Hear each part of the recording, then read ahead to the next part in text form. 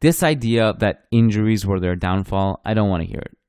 That, like, Koundé was on the field last night, and you were basically missing Araujo, and you missed out Sergio Roberto. The goals that Barcelona concede in these big games, while maybe they can be avoided by some really transcendent defending, like Araujo being there, these are tactical issues. And this goes back to a discussion that's been prevalent for many months now, in that Barcelona want to play one way under Xavi, and it's to their detriment. And the sooner they realize this, the better they are. As a Real Madrid fan, and I know it's kind of like, it's more banter than anything, but when they started singing at the Bernabeu for Xavi to stay, that is sincere. Because if, I think a nightmare scenario for Madridistas would be Thomas Tuchel comes, takes over, and shows them a different blueprint.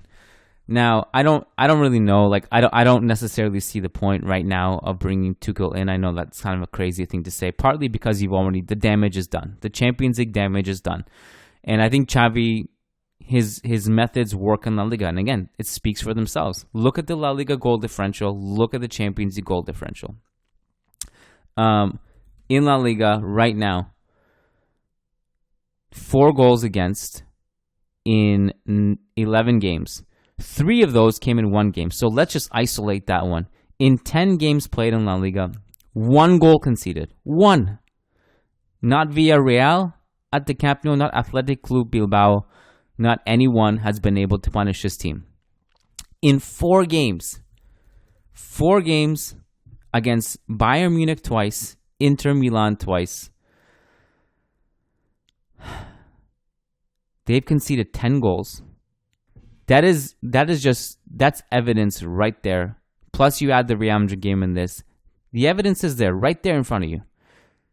When it comes to big games, when it comes to teams who know how to defend, when it comes to teams who have counter-attacking weapons, this Barca team is not equipped to play against those teams.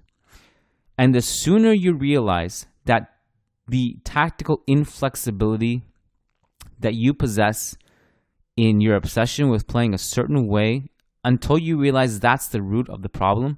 Look, I don't want to exaggerate it too much. There are problems.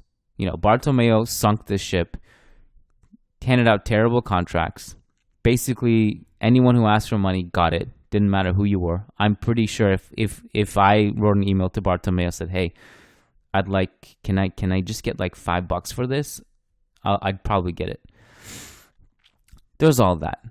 There's some politics in the dressing room. I think some of this wasn't in Xavi's control, but there is no excuse now. There is no excuse. They have to look at themselves in the mirror. All the injuries, all the injuries. Look, that's why you signed all these players, to provide depth. So when these moments arise in the season, you can overcome them with the depth that you have. Look at the first and second goal that Bayern scored and the plethora of chances. And we can talk about all the possession and passing that Barca had. The XG was heavily in Bayern's favor. And I think, it would have been worse if Bayern actually had something to play for.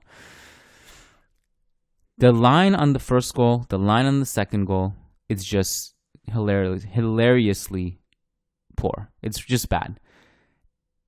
And if you want to ask me, because I know there was some questions, and I was thinking maybe should I answer some of these questions. I think some of these questions that you guys sent in will be addressed automatically, but here we go. I'll take one from Tommy Hassan. Tommy says, does Barca need to pursue a philosophy change to advance further in the competition? They are playing pretty and they're losing. How do you teach toughness and resilience as a culture? Because a team like Real Madrid has that and world-class individual play like Luka Modric, Toni Kroos, Karim Benzema. Kiyan, I will be real. I know the answer, but I am filled with glee asking. Well, look, the thing is, by the way, the idea that it's pretty is completely subjective. There are plenty of people that do not find this pretty. Like the idea that okay, we lost, but we played well. It was nice, pretty football. That is subjective, and maybe that appeals to some section of the Barcelona fan base in order to make themselves feel better about what's actually going on. How many non-Barca fans who think completely differently do not actually find this breathtaking, beautiful football that we're supposed to be seeing? I just don't see it. So that's subjective. That's number one. Number two, do they need to pursue a philosophy change to advance further in the competition? Yeah, they do. It's outdated. I don't know how else to say it. It's outdated. These are methods from 2010, 2011, 2012, 2013 if you want to push it. And even then, look what it took. It took two of the greatest midfielders of all time and arguably the greatest player of all time, plus the greatest right back of all time to make it all work. And even then, they were vulnerable, but they knew how to be relentless with their pressing, to win it in certain pockets of space, to be dangerous. It's not that anymore. First of all, football itself has evolved. The methods that worked 10 years ago are not necessarily going to work. And by the way, the methods that worked 1 week ago may not even work the next week because the opponent will be different and teams evolve and scouting reports come out. That's it. This is the truth. Even Pep Guardiola, who was the poster child coach of what Barca were doing in the heyday of 2009 and the sextuple, his tactics have evolved. This is not even that. This is completely outdated football that works against teams with inferior talent, and it does not work, generally speaking. And if you think I'm making this up for some reason, the results are there. Go back to the results 2015, 16, 17, 18, 19, apart from the Luis Enrique season. And even, by the way, his method of football was not this. It was different. So, case in point. The most successful football team of all time has proven that this identity thing is BS. The most successful football team of all time, let me reword it. The most successful football team of all time is also the most tactically malleable team of all time. And let me reword it again. The most successful football team again, and if in case you haven't realized who I'm talking about, Real Madrid, the most successful football team of all time, their coaches have continually said there is not one way of playing football.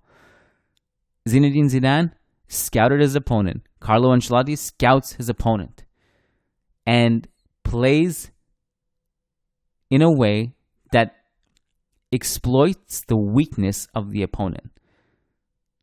It's not, look, a lot of teams are good enough to go and impose their will. But it's also a sign of arrogance to want to impose your will and play a certain way every single game and pretend that the opponent can't do anything to hurt you or punish you for those. Because you have to admit your flaws. And I'll just leave it at that. I mean, it's something that has been obvious. It's not something I'm making up or anyone's making up who's preaching this. It's the proof is in the pudding. We've seen it over the years. We've seen good teams. And it's a combination of mentality, psychological barriers, and tactics. And Barca have, quite frankly, just in those three departments have been incredibly weak and inferior to their opponents for quite some time now. Now the problem is, and we can talk about the future, we're like, oh, it's okay, we lost, things are looking up, this is a rebuild. And that's the other argument I don't get. Where's this rebuild that you guys are talking about? How can you sign one of the greatest strikers of all time at the age of 34 and call this a rebuild? The only reason that Real Madrid is not being called a rebuild anymore, because look at the team. It's one of the youngest teams in the top 5 leagues. If that's not a rebuild, I don't know what is. The reason why Barcelona's is being called a rebuild is because they're losing. It's not because of an age issue. Look at Real Madrid's team. Vinicius, Rodrigo, Fede Valverde, the fulcrum of this, Camavinga coming through, their starting anchor, Tchouaméni. These are not old players. These are young players. This is a rebuild as well, but the difference is they're winning. And that's the only reason why we're not calling this a rebuild. So I'm like, Barcelona are rebuilding. It's okay, These are just all, look, what I understand, it's PR. You got to make it, you got to twist it a certain way. But this, man, it's The problem is that it's not like this necessarily a feel-good story where it's a solely young team and it's a new era. In some ways, that's true. But in other ways, you're strapped for cash now more than you've ever been. You thought Barca was strapped for cash this summer. Wait till what's coming. Because this is going to be even worse next summer with the prize money they missed out on mortgaging their future.